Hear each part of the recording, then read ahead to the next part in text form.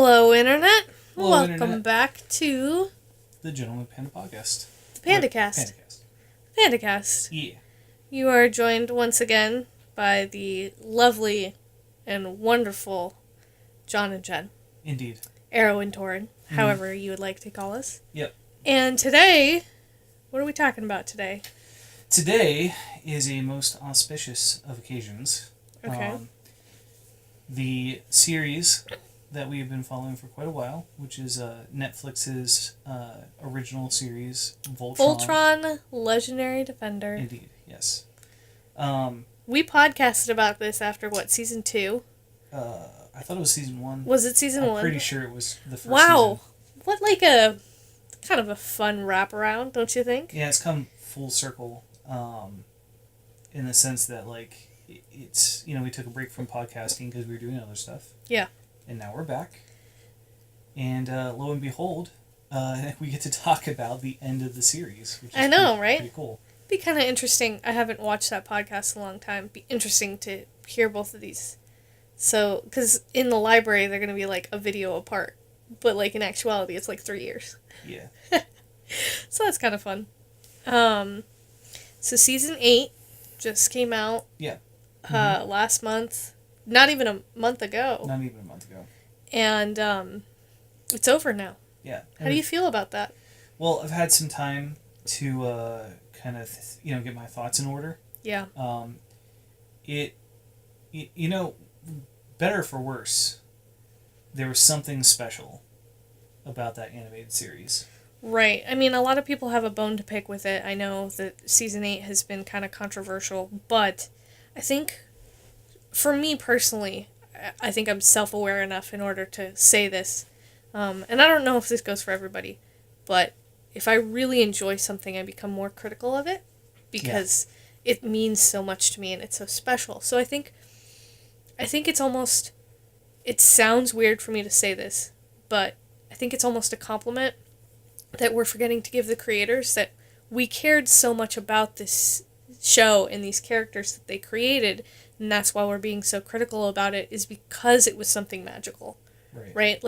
Nobody, I mean, some people do, but not many people sit and complain about trash. Because it's you know what I mean? Yeah, you're not gonna get online and debate about something you don't care about. Right, because it's garbage. Yeah, you're only gonna do this for things that you're passionate about. Right, which is why there's Reddits for I hate dogs or I love dogs. Right? There's not a Reddit for dogs are kind of meh.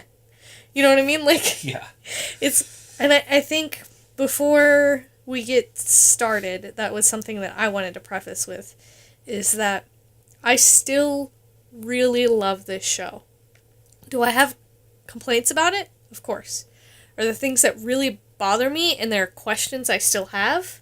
Yes. But that shouldn't negate, and I don't want that to, if for some miracle any of the creators watch this, I don't want them to think that we're just banging on their show, you know what I mean? Just bagging it to the corner of the earth, because it was something that was so special that I think that's why we're being so critical. Right. And I guess we should probably preface this by saying both of us have a background in animation. Right, this is what we do. Right. Yeah. That is not, professionally, that's not what I do right now. I work for a different company and I'm doing other things. But this is taking our apart passion. and studying story and storytelling and storyboarding has been something that I have pursued very heartfelt for years now.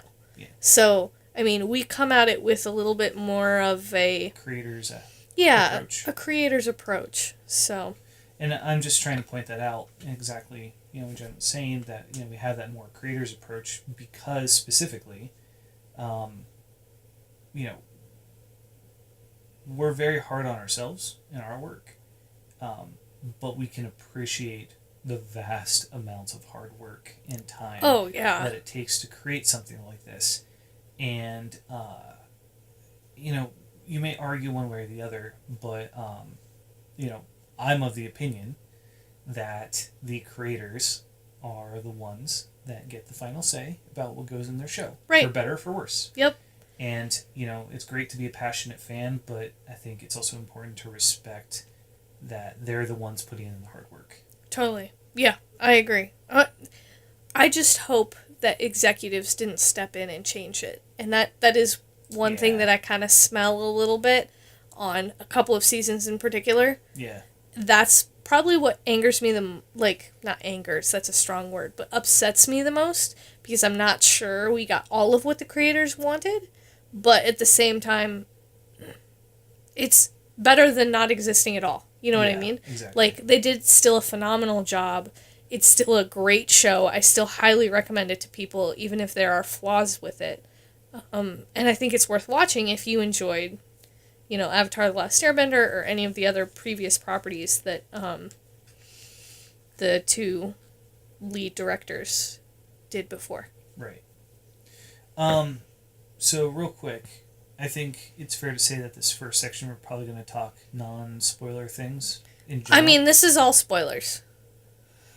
Okay, well, there are a few things I was going to mention that are not spoiler related. Okay, then we'll do spoiler related, but and then we're going to give you, fair a fair warning. This to whole get podcast has a warning on it. I can try at the beginning to not spoilery, but most of my notes, if not all of them, have to do with you better have seen all of Voltron if you're here. And I have a fair bit too. I just wanted to give this first real brief little section to just go over a few non-spoiler things about the show. Sure. And then we can give everyone a warning. We can move on. So first thing I want to touch on is for those people who have not seen the show. First off, it is 100% worth watching. Yes. It comes in at 72 or 78 episodes or something like that. It has a weird number. Yeah, it has some sort of strange number. I'm pretty sure it's around 78. The pacing got all wonky because a lot of the seasons only have 6 episodes. So yeah, I think it's 78. I think it's a little shy of 80. Yeah. So it's a nice long series. It's a continuous storyline from season to season. Something like Daredevil or the big shows that have that contiguous storyline from episode to episode. Absolutely. So that's really cool. Love that about it, even though it's an animated TV show. Yeah, we don't get that much unless it's anime. Yeah, unless it's anime, that's not very common. Yeah. For animation coming out of North America, which I think there should be more of. Agreed. I think that the tone and the style of the show is fantastic. Absolutely, I put that in there as well. My notes here is that actually before we jumped on the podcast, I rewatched a couple of episodes to refresh my mind on a few things, and it struck me how much it feels like Mass Effect in some ways. Interesting. Between the culture and the weird alien worlds they go to, and the things they run into, and the music, the symphony versus synthetic, mix. Yeah. It very much has that feeling of Mass Effect. I was listening to the music. I was like, man, this music is so good. I could totally see some of this music being in a Mass Effect game, which I thought was really cool. It also has a really good flavor of 80s homage. Yeah, because the original 80s TV show, which I thought was super cool. But obviously, even though it has some of that flavor from the 80s, it's still very much a modern show. Yeah. Is there anything else on the style that you want to talk about? Yeah, I appreciate the fact that it's it's not... Most animation you see is for children, and this one had a little bit more of an educated background to it. It dealt with a little bit more deeper themes. Yeah. But it wasn't grotesque, it wasn't gory, it wasn't sexualized, it wasn't mature, and I use that word in R-rated. in the negative R-rated kind of zone, I guess you could say, where it's it's not that, but it's still intelligent. Yes, it's an intelligent show, which I appreciated, and I'm not signing up for Deadpool, right? You know what I mean? We don't have any of that swearing or gore or any of that stuff in it. Not that Deadpool's bad in its own right. I mean, I still enjoyed that. It's just refreshing to see it come to animation and be a little bit more educated and not just, meant for 6 to 9-year-olds. Right. Yeah, no, agreed. It strikes an interesting balance between the younger audience and then a very hard R audience. It reminds me of its predecessor, Avatar. It kind of reminds me of the non-rated R Marvel movies. Have you know what I mean by Avatar, right? Avatar, The Last Airbender. Yeah, if you liked Avatar: The Last Airbender, you will like this show. Yes. If you liked Young Justice, which was another predecessor, you will like this show. Yep. If you like Teen Titans, which was not a predecessor, but you will like this show. It has that same sort of vein to it. Yeah, exactly. And like the non-R Marvel movies, I can agree with that. The good ones that are a little bit more deep, though, there's some that are just fun. Sure. But, yeah, it's a good ride. It's a good feel-good, but it'll also get you in the feels. It'll also make you, get a little teary in spots, and that's good. Yeah. And I would even argue that the plot does a pretty good job of keeping tension in this story, which I thought was, really excellent.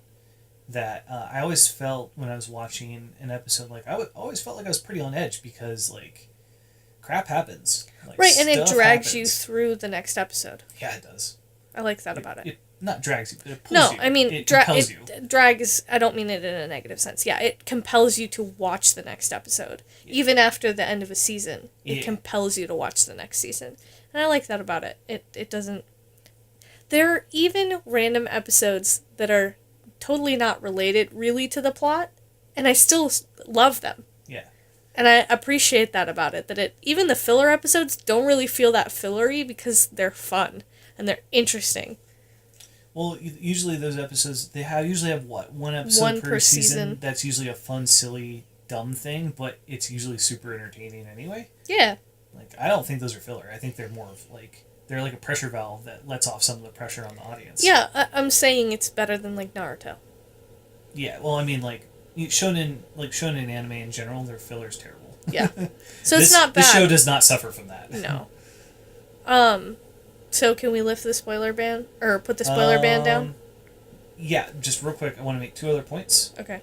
So my other 2 points are the action sequences are spot on. Their hand-to-hand combat is, if you've seen Avatar: The Last Airbender, especially like Season 3 animation. And Korra, you know that the choreography in those shows for like hand-to-hand combat is amazing. Yeah, it's the same animation studio that made Korra. Yeah, exactly. So that level of like really intense, unique fight sequences that they pulled off very well with 2D animation, you're going to get just a boatload more of it. Yep, exactly.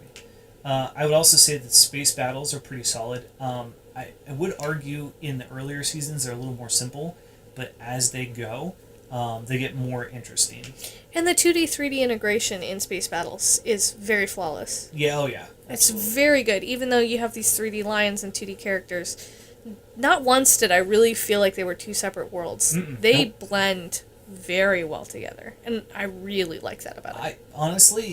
I almost never was drawn out of the... I was never drawn out of the experience. Not by the 3D. Not by the 3D. No. Which is really impressive, because when anime tries to include 3D, 9 times out of 10 you're just like cringing, and you're like, oh no, something's wrong. Right. Well, and the thing is it's animated by two different companies, right? Mm-hmm. So like DreamWorks in-house does the 3D, where the company that did Korra is a separate studio, Studio MR. They're not even in the USA. It did all of the hand-drawn animation, and yet they still meld real well together, which is nice. And then the last thing...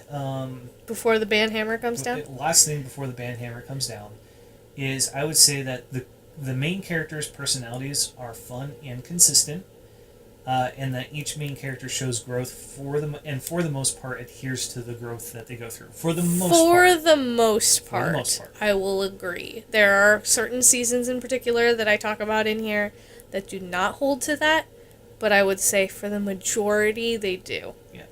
There's only really like 2 characters that they 3 that they break. Yeah. Otherwise, relatively well. Yeah, which is leaps and bounds above, like heads and shoulders above Korra, Legend of Korra. Yeah, where season 1 was one thing, and then all the rest were like a totally different story, practically. Yeah, exactly. Yeah. Season 1 was very consistent, and then all the other seasons were a giant train wreck in terms of character consistency. So I was really happy to learn that this show, for the most part, did not suffer from that problem. Right. Okay, that's pretty much it. So this is your guys' spoiler warning. if you have not seen all 8 seasons of Voltron, you should turn off the podcast and go watch them, or prepare for spoilers, because most of my points feed off of season 8. Yeah, and if you guys haven't figured this out by what we've been talking about so far, the show is not perfect, but it is very, very good, and I highly recommend it to anyone who has enjoyed any of the shows that we've recommended or talked about. Young Justice, Avatar: The Last Airbender, Star Wars, Clone Wars, that type of thing. Yeah, I mean, the other 2 are predecessors, though. Yeah. That was what I was bringing up. So if you want true predecessors, you're going to look at Young Justice, you're going to look at Avatar: The Last Airbender, and you're going to look at Green Lantern animated. Yeah. That's the lineage. Directly related to the directors that these come from. And I know there's more, but those are the ones I'm well aware of. Sure. All right. So, spoiler warning. Now. 3, 2, 1, spoilers. Pretty much. Okay, so can I talk about the things that bothered me with the season? Like, my current problems I have? I mean, I kind of, we're talking about, in my opinion, are we talking mainly season 8, or are we talking the whole series? I mean, I have a lot about season 8. Okay, then I'm going to hit a few points. Go for it. You can start that. We'll start with that, and then then I can go. So this is my overall opinion of the series. Yeah. Right. After having essentially speed rewatched the main high points of all the seasons. I haven't rewatched all of them again. Right. I've seen them often. I've seen season 1 and 2 the most. Yeah. And then I've seen 6, 7, and 8 speed watch twice, I guess you could say. Sure. 3, 4, and 5. I've only seen once. Yeah. So, what I found really interesting is that looking back at the series as a whole, the only moments and episodes that really stick out to me as impactful were when it was an episode that was directly related to how the characters interact with each other or relate to one another. For example, in season 3 or 4, Pidge gets a lead on the whereabouts of her brother, and she goes on this journey by herself to find her brother and reunite with him. Fantastic episode. And it is such a good episode. Heart-wrenching. The only redeeming quality of that season. In my brain. Sorry. Sure. I mean, it's true. No, that's fair. But, for example, some of the best moments would be, when Keith and Shiro get stranded together at the beginning of season 2. It's one of my favorite episodes. Such an incredible, beautiful episode. Yep. The ending battle of season 2, because it's a conflict. It's more character driven. Blade of Marmora. It's another freaking good one. Yep. Yeah. Keith being reunited with his mom eventually. Yeah. That was really the subsequent journey that they go on through the abyss, and Keith ends up aging 2 years, 2-3 years or something like that, faster than everyone else. Yeah. Because of the time distortion. Neat. That was good amazing. section. Yeah. So good. Let's see. The other one is when Pidge and her brother finally rescue their father. That's a good one. And her father interacting with them, also super good. So fantastic. Trying to think. Anytime Shiro has PTSD. Yep. That's a good one. Spoiler alert, when Keith fights Shiro's evil clone. Which, I have to say it. I must say it. Go for it. I called that Shiro's clone was a clone at the beginning of season 3, when he first came back. Yeah. That's how long I knew. And the funny thing is I told John this, and I also told my coworker at work, Chris. I told him that. And he was Dayton. And Dayton, yeah. And I was like, yo, he's definitely a clone. And, I told them both that. And then the season comes out where they tell you, which is 6, I think, is where you find out that 6 or 7, that Shiro's a clone. Yeah, 6. And that one came out while I was at work with Chris. And he just looks at me, he's like, you knew 3 years ago. I was like, heck yeah, I knew 3 years ago. He just was like, you were absolutely right this whole time. And I was like, I knew it. I could smell it from the beginning. I was like, hashtag not my Shiro. I started that hashtag. That was my hashtag. And then I saw it pop up everywhere. And I was like, dude, hashtag not my Shiro. Because he wasn't. He was a clone. Yep. But yes, the fight with Shiro and Keith. So good. Beautiful. Oh my gosh. Heart-wrenching and terrible and awesome all at the same time. Absolutely. And it was nice to see Keith grow up over this series. Yeah. Mm-hmm. Like, that was a very much culmination of Keith finally being who he should be. And real Shiro coming back for him, which was just really touching. Like, big brother, little brother, heartwarming. Yeah. I don't know. No, I completely agree. So good. And then my last 2 points was Pidge's father, when he returns to Earth. Yeah. That whole sequence was really cool. Mm-hmm. And then Lance and Alora ended up The together. War of Earth was really good, too. Yeah. That was really intense. I really enjoyed that. But yeah, the Lance Alora was adorable. Brief, unfortunately. But I mean, incredibly rewarding for what we got. It was so obvious that they were going to kill her. Yeah. I hated that. Yeah. That's honestly one of my big problems with this season is Alora. I think she pretty much encompasses everything that's wrong with season 8. Has at least something to do with her. Yeah. In my book. Well, I mean, you're not wrong. Is there any other points that we want to touch on from the previous seasons that we want to hit on? I mean, before we really dig into season 8. Yeah. It was nice to see the best friend bond between Keith and Lance.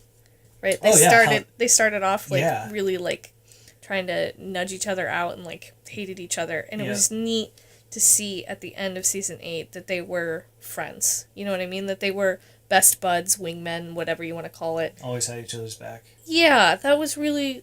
I really liked seeing that growth. I loved seeing Pidge interact with her parents towards the end, too. Because, Pidge starts off as, the quiet, nerdy chick, and then she slowly comes into her own. And then season 8, she returns back to her mom, and her mom is trying to, mother her and, punish her, but we all know she's way more capable than that. I mean, that was kind of fun. I'm excited that Pidge got such a good respect. Yeah, it was nice to have a couple of female characters that were not weak.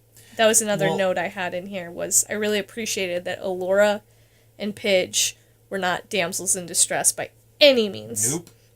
They were super hardcore. I mean, they were smart. They weren't, just pretty looking. They brought a lot to the team.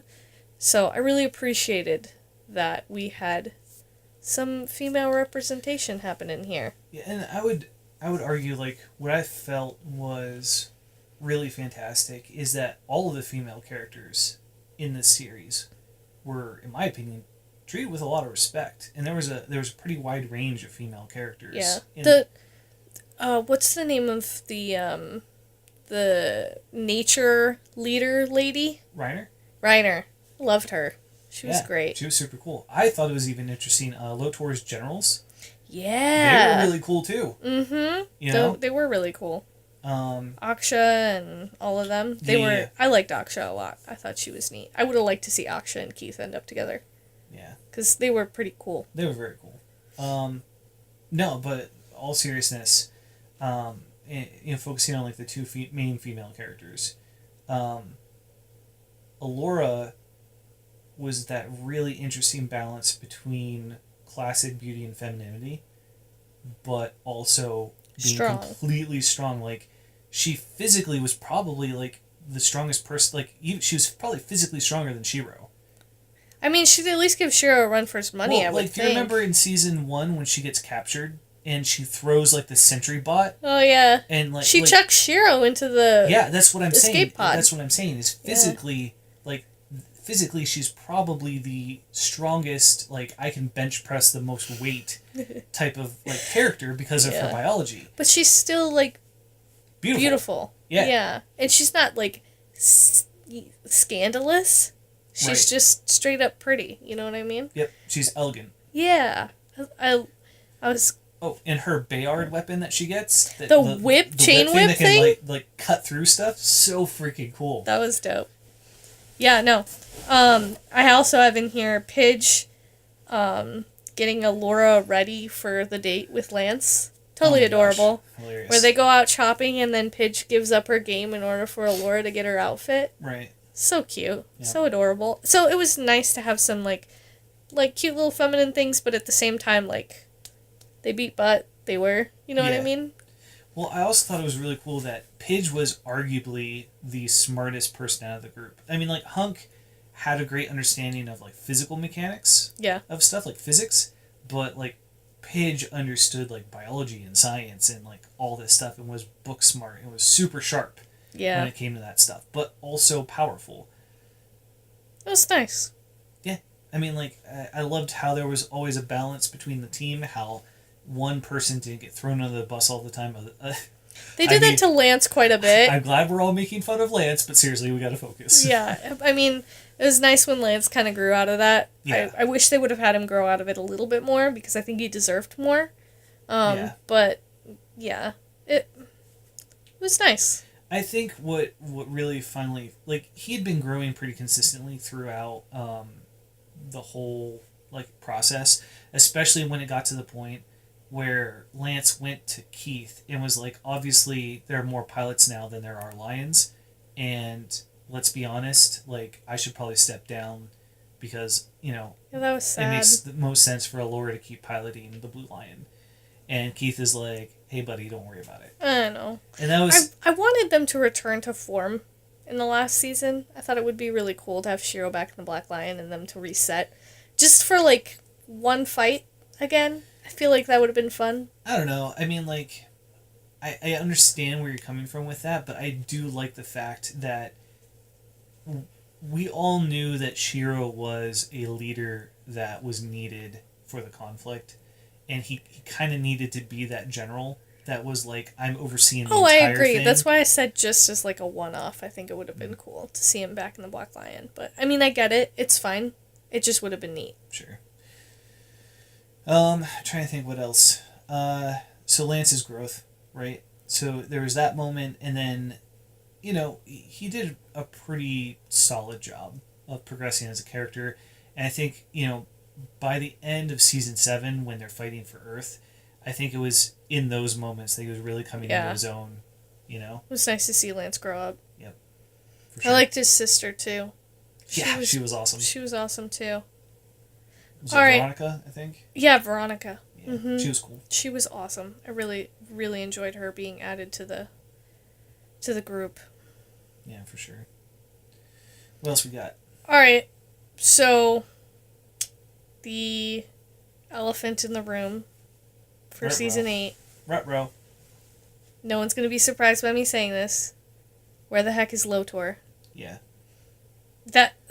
Again, this is the whole thing where I said Allura is, like, the main problem, because Allura, Lotor revolve around the same instance of my issues that I take with this season.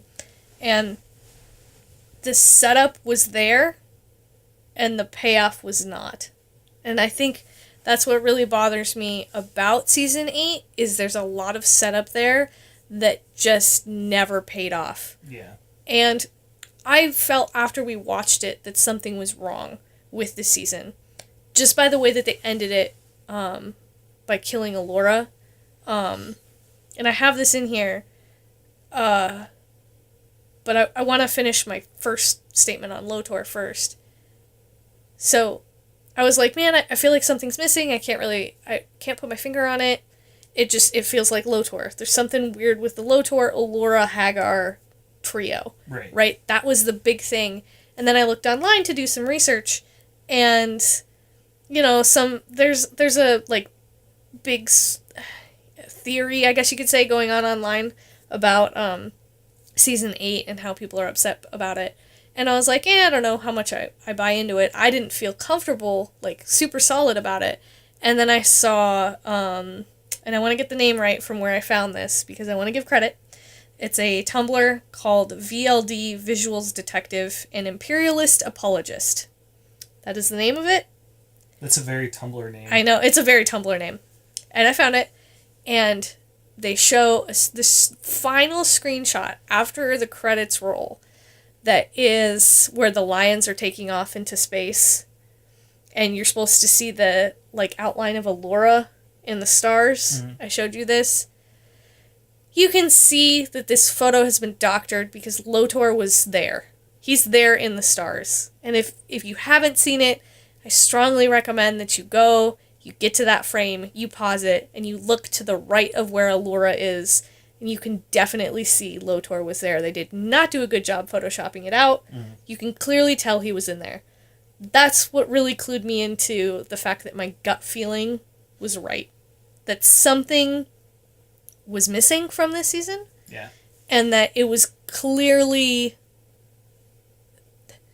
either intentionally written one way and then had to be fixed, or they, told them they got 24 episodes and then suddenly got 13. I think that's what I assume probably happened. Probably. So they just removed, our White Prince from the story. Which I think, again, once I saw that image, that's when that kind of led me down the trail of, there really is something missing from this season that wasn't originally there that's not anymore. Right. And so the big parallel that I have to it is the payoff for Hagar, right, redeeming herself at the very end, right, feels crippled by the fact that Allura dies as well. Yeah. If my parallel is that if you've never played the game Undertale, spoilers, game's been out for a few years. BT dubs, go play that game. Go play Undertale and don't kill anybody, so that way you get the great ending.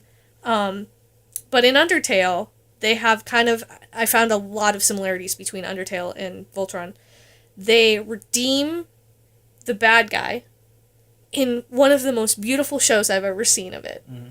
They do a fantastic job. This little 8-bit game will make you sob because their redemption is so well done because they allow you, not you as the character, you don't die, because then it creates the bad guy's sacrifice to feel vain. And that's what they did with this. Hagar's sacrifice does not feel as impactful because Allura is the one that rushes to it, not her. Right. Why does Hagar suddenly change her mind at the end? It doesn't really make sense. It feels very post-it noted. They have like this huge space battle of space magic somehow that... Which is its own issue with the show. Right. Because space magic solves a lot of their problems, which is It's their plot mulligan that they use to fix everything. Yeah. It's space magic. Well, and they have to just make these fights bigger and bigger and bigger, and I get it, but at the same time, the emotional impact is what they were lacking, which is why they killed Allura. Yeah. But you didn't even need to do that, because you had Hagar right there. Instead of this big, huge, ridiculous battle, pull down to a quiet moment. I mean, that's what made me... I don't cry, but I cried in Undertale, and that's what made me cry. Was not the big battle where you, reach inside of him and save all your friends, which was really cool. But the part at the end where after that whole big show is over and it quiets down and it plays that little piano music and it's the two kids and they just talk to each other. And you talk to Azrael. And he's just this broken kid that wants to die, that has been robbed of a pure death that he deserved. And it's so beautiful because it's this quiet, simple, emotionally driven moment. And that's kind of what I feel like they were trying to do with this Allura death, but it doesn't work because they didn't do it with the right characters. Mm-hmm. And pull back from your fight. Let us sit and let Hagar and Allura talk and have that moment where Allura's like, your son hated you, but, you could make a choice to be better and die with purpose instead of, dying being a tyrant, dying being the one who destroyed the world. You could be the one that saved it. Please give me your hand. And your son in the afterlife will be proud, right? You can put all of this pain to rest and finally die. I mean, Hagar and her husband should have died 10,000 years ago. Yeah. So, I mean, it's a very similar sort of feel that I feel like Undertale has to it, as far as this whole being robbed of a death that you deserve, and you laid the rest. Right, and laid to rest and have your soul at peace. And I don't know, I feel like that's the biggest problem I have with it, is Allura didn't need to die. Not only that, it robs Allura of the happiness that she deserves after 8 seasons of hell. Yep. It robs Lance of the happiness he deserves from his own growth arc, and how, he deserves that happiness. Well, the whole point of Lance's growth arc is him going from a boy pretending to be a man to a man taking responsibility for himself and the things around him. Right. That's literally Lance's growth arc, is the classic boy's journey into manhood, and what that looks like and what that actually is. Not bravado, but responsibility. Totally. And then him finding someone that he wants to truly, share his life with. Right. So, and then it robs Hagar of a beautiful death that, what I mean, is her sacrifice. So, I still think it would have been cool to have Allura, move on to, the astral plane, like the White Lion was. Mm-hmm. And, you know what I mean, become a guardian or something like that. That would be super cool if she became, the new guardian of would have loved that. It would have been cool if Hagar would have been the one that turned into that after she, right, sacrifices herself. I would have been down for any of these instead of what we got. Yep. So, yeah, it's clear to me that it's pacing that's the issue here, because you can tell in a lot of different sequences that, Lotor was there and then got removed. Lotor is when she summons his syncline, right? And she brings it back into this world. His mech. Yeah, his mech. His syncline. That's, yeah. Mm-hmm. It comes and it attacks Voltron, and then suddenly, when she merges with it, syncline is dead. Right. And it's just wait, so let me get this straight. Was Lotor in there, or was he dead? When he came out, but now he's dead. Right? That doesn't make any sense. And then they have that really creepy image of him in the cockpit where he's merged with the syncline, but then later he's dead. And it's he's just magically not there. Okay, so and the line that bothers me is Allura gets out of her blue lion to kill Hagar, right? Right. And she puts her hand out to stop Lotor. And then she said, Allura and Hagar go into her mind. And she's like, I'm going to kill you, witch. And she's like, if you kill me, I'm the only thing stopping my son from her killing your friends. Right. And he's threatening the Red Lion, which has Lance. Right. She says, my son. Yep. As if he's alive. As if he's there, right? Yeah. And that's inconsistencies. It doesn't make any sense. And then later, right, we have this sequence where she merges with Syncline to go back in time, or to go into a different dimension or whatever, to find her kid, who she just said was right there, but now isn't right there. Who's dead? Who's not dead? Whole thing, no sense. This is why I swear Lotor was supposed to be in this season. I believe he was supposed to come back, right? She was supposed to bring him back, and Allura was supposed to somehow pull him out of Syncline, right? Out of his mech. Yeah. And then Hagar be like, oh, look, it's my kid. And Lotor should deny her. Right, even after she went and rescued him from the alternate dimension. Which is what spawns her into the second giant fight. Which is, I'm going to go find an alternate timeline where I can be with my son. Right, by using your mech in order to, rip through dimensions. Otherwise, the whole thing makes no flippin' sense. Right. Why are there 2 giant fights rather than just one? If she just was going to rip it out and then attach... You see what I'm saying? It makes no sense. Unless there's supposed to be an inciting incident that spawns it. You have to have an action to react to. She just reacts out of nothing. So, yeah. I mean... So I have a question for you. Yeah. The final sequence at the very end, where Allura is not there. Yeah. Do you think that in the original storyline, Allura would have been alive and it was Lotor statue that they would have been like celebrating because he's the one that helped save the universe, where he redeemed himself, and they were like, yeah, it could have been like he made bad choices, but you know, he rose up and he helped save the world and all this great, you know, at the end he was worthy of being called a hero. I don't know. I mean, it could have been. The thing that, like, some people... There's a lot of theories that are floating around. Sure. Another theory that people say is that Lotor and Allura, both of the two that sacrifice themselves in order for the world to continue, but instead go into the astral plane where the their people are. The... What are they? Alteans, thank you. I don't know why my brain just dumped itself.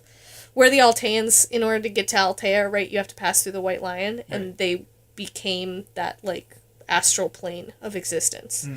Which is why they're in the sky together. Right. So I would assume the statue was supposed to be both of them. That still sucks that they were going to kill her anyway. I mean, she's not dead, though. She's just in the astral plane. Yeah, it seems different. Well, I mean, you could have written it a completely different way, though. The way I would have written it is just have Hagar be the one that sacrifices themselves. And then Lotor and Allura rebuild Alteans and the Galra to be at peace. Right. I feel like that would have been super duper dope. Yeah. Because then Hagar could right her wrong, because we always said from season 1, Hagar is the real threat here. Yeah. We did say that. We were like, Zarkon's nothing. Zarkon is just all muscle and no brain. He's like, just a dog that barks and chases his tail. Like, yeah. The real smarts is Hagar. Yeah, exactly. So, right, so she's clearly been the big villain since day 1.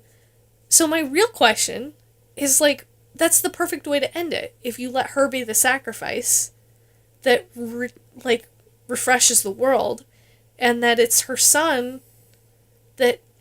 You know what I mean? That brings about the era of peace. Right. I really think it could have been a beautiful moment if they would have just done it. Done it more like Undertale, an 8-bit game written by one person. Yeah. I mean, my goodness. But it's true. I think fight scenes are great. Space magic can be... Is fine. Is fine. But, like, the real moments that really matter... Are the characters. And we need those quiet moments where it all just pulls back and we just let people talk. And grow and heal. Yeah. And that's what was missing, was that healing that I think would have been the inciting incident to spawn all of this in order to fix the whole ending. Yeah. Do you have any other major points you want to hit on? I mean, there's more areas where you can tell that the thing's been doctored. Like, this is not clearly the original footage. Sure. We got about 10 minutes if you want to hit on some of those things. Okay, I can go through them really quick. So the big thing is, like, when you first see Syncline and her mech, I don't know if it ever got a name, and Voltron, like, pulls in and sees the two mechs together. Syncline's lights are on, like there's somebody that's physically there, and then the whole rest of the fight, the lights are off, like it's taken from a different scene. Oh, okay. So that's kind of weird. The other thing is when Lance visits Allura in bed. That sounds dirty. That does. When she's been injured. And he's goes to the hospital to see if she's okay. And they go back to the bridge. So when the doors open, when they come back from the hospital to the bridge, Lance is hanging on to Allura, like Lance was the one that's injured. Which is really strange. It's almost like you redrew over it. And then the next scene is even more obvious. When Lance comes into the shot, he slides in. It's not at the same frame rate as everything else. Yeah. Yeah, it's really... As someone who knows the animation, it's obvious weird. That something was done to cover It's obvious that. Something weird happened in that shot. Let's see. I think those are the big ones that I'm just like... Oh, what happened with the evil space thing that went inside Allura? Yeah, it was this big setup that it was so evil. Yeah, so the Paladins break into Hagar's mind, escape, Which they never got a suggestion of. Allura just randomly pulls out of her butt that this is how we're supposed to fight Allura. Or fight Hagar. Clearly Lotor, if should have been the one. Should have been the one to tell her that would have been possible to tell her to do it in the first place. Yep. But that's nowhere to be found. That's nowhere to be found. So they meet the spirits and the souls of the previous paladins that have been corrupted and captured by Hagar. Right. And her mindscape. And she's using them to protect her own mindscape.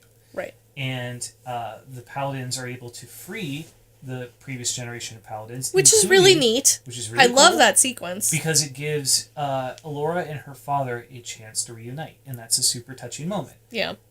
But in that moment, Alfor realizes that Allura has a dark entity inside of her and is trying to tell her that that's a bad idea. And then right after that, we never hear about it again. Never hear about the dark entity ever again. I hate that. Even though it was a major point of contention.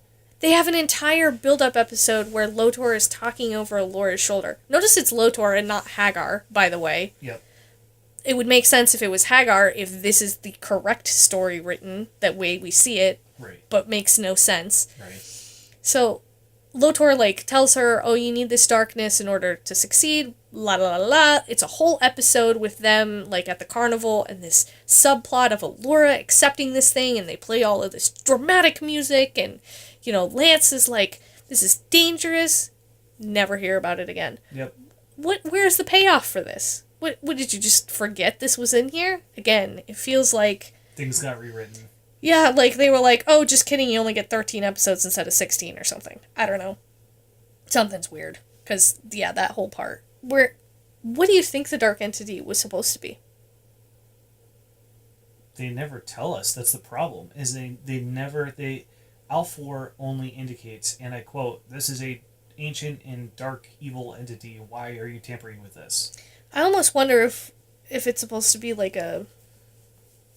something that Hagar uses to, I don't know, control Allura or something, and then she has to, expel it, or Lotor has to help pull it out of her or something? I don't know. It doesn't mean... it's implied and never explained that Hagar, after she went to Orion, was able to achieve some form of control over these dark entities. Right. Probably. Well, that's how she could make all of the Alteans that were flying her mechs. Yeah. She could mind control them. Yes, because they all had dark entities inside of them. Exactly. Yeah. And so it's implied that... So Hagar got infected with dark entities, as did Zarkon, which is why they came back from the dead and they turned all evil and zombified, basically. Right. Evil magic, space magic. And then when Allura unlocked Orion and Hagar realized that it did in fact exist and was therefore able to go and find and take over Orion, that between her knowledge of Altean alchemy that she gained at Orion, plus her knowledge of the dark arts of these dark entities that she'd been using through the entire series, that the two powers combined gave her unparalleled mastery over the quintessence field. Right, which never came to pass. And that never paid off. They never explained it. It was just implied that that's what happened. Even though they never touched on it ever, which was super dumb. Yeah.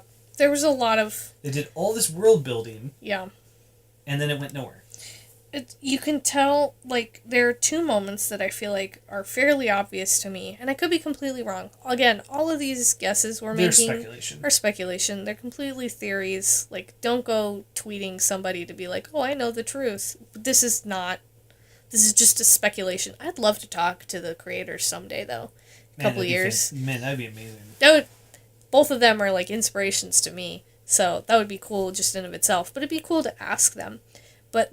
the two areas that I think there was originally a plan of the amount of episodes they had, and then it was drastically changed. Obviously, is Season 8 for how much we're talking about it, and Season 3. You can tell that was the first season that had only 6 episodes for a season, and it's so obvious to me that they did not plan on only getting 6 episodes per season.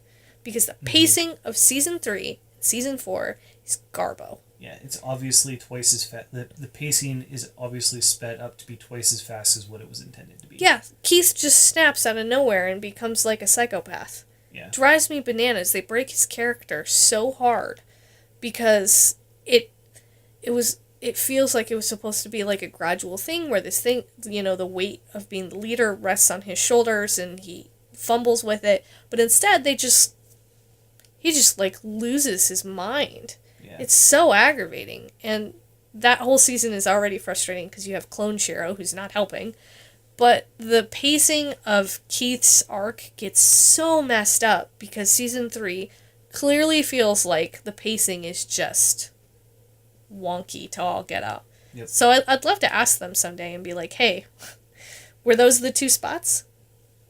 But yeah, even saying all of that, overall, great show. Yep. Awesome story. Yep. Detailed and deep characters. World building was also pretty good. With a plot that, although, they had outside influences, it seems like, impacting the amount of episodes that they got in production to tell us, it was still a very unique and, interwoven story that I really enjoyed. There's only that sort of break that happens in the middle that we just talked about. There's great, good feeling moments that just warm your heart. Yep. There's heartbreaking, sad moments that just, really get to you.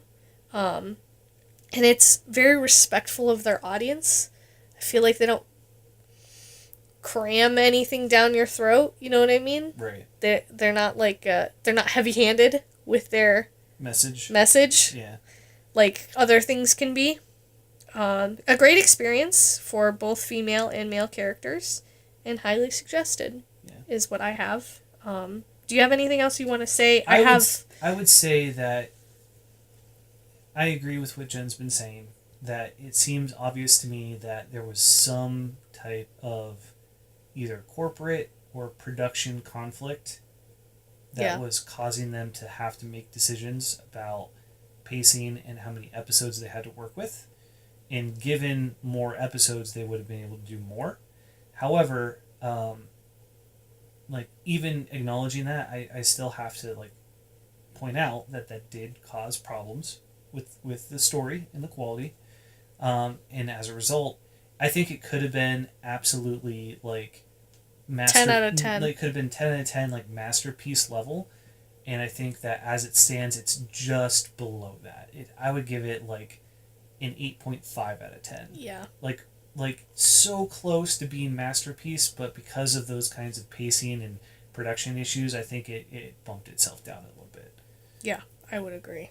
Especially, I was terrified the ending was going to be utter, garbage, trash burn, and it wasn't. It's a solid ending. Even if it's not the ending that I think they intended to give to us. Or that we wanted. That they still cut together a decent ending, and none of the characters felt broken. Lotor was missing, which was frustrating. And weird.